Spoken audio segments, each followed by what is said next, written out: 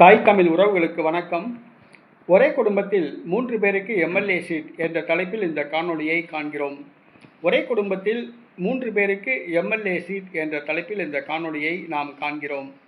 2026 தமிழக சட்டசபை தேர்தல் வேட்பாளர் பட்டியல் ஏறத்தாழ திமுக, அதிமுக, தமிழக வெற்றி கழகம், நாம் தமிழர் கட்சி ஆகியவை அறிவித்துவிட்டன. இந்த சூழ்நிலையில் ஒரே குடும்பத்தை சார்ந்த 3 பேர் தேர்தலில் போட்டியிடுகின்றனர். லாட்டரி அதிபர் சார்லஸ் மார்டின், இவருடைய மனைவி லீமா ரோஸ் ஐஜேகே கட்சியில் இருந்தார்.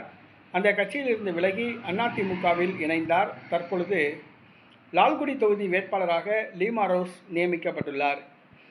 மார்டின் அவர்களுடைய மருமகன் ஆதவ் அர்ஜுனா, இவர் திமுகவில் இருந்தார், விடுதலை சிறுத்தை கட்சியில் இருந்தார். தற்பொழுது தமிழக வெற்றி கழகத்தில் உள்ளார்.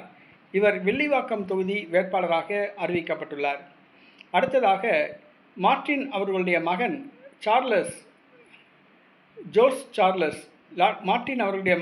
ஜோர்ஜ் சார்லஸ் எல்ஜேகே என்ற ஒரு கட்சியை புதுச்சேரியில் ஆரம்பித்துள்ளார். பாஜக கூட்டணியில் இடம்பெற்றுள்ளார். காமராஜ் நகர் தொகுதியில் அவர் சட்டசபை தேர்தலில் போட்டியிடுகின்றார். ஆக ஒரே குடும்பத்தை சார்ந்த 3 பேர், மார்டின் அவர்களுடைய மனைவி, மகன், மருமகன் 3 பேர் சட்டசபை தேர்தலில் போட்டியிடுகின்றனர்.